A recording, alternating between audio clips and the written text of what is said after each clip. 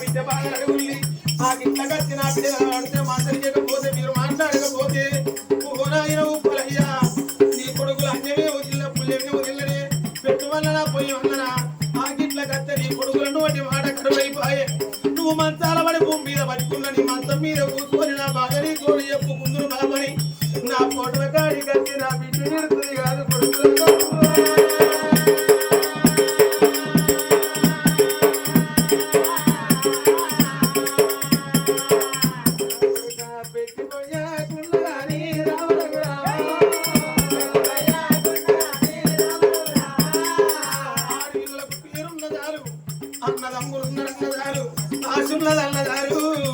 వెంకటేశ్వరుల గుళ్ళు ఎత్తుండాలి అవగారిలు కలిగి ఉండాలని ఆడపిల్లలు కోరుకుంటారు కొడుకో